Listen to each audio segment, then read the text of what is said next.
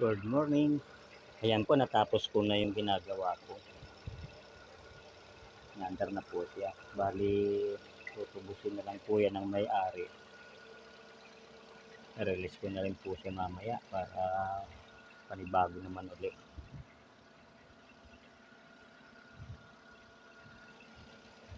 Naalis ko na po yung pag-overheat niya.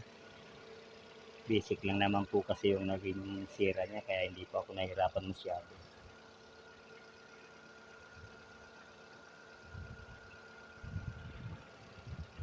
Natutuwa na siguro ang may-ari nito.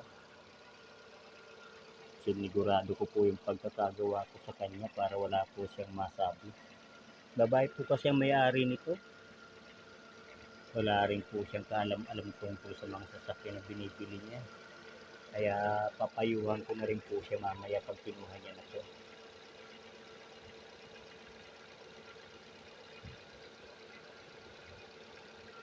Okay na, yan lang po muna sa ngayon. Release ko na lang po siya. Bye bye!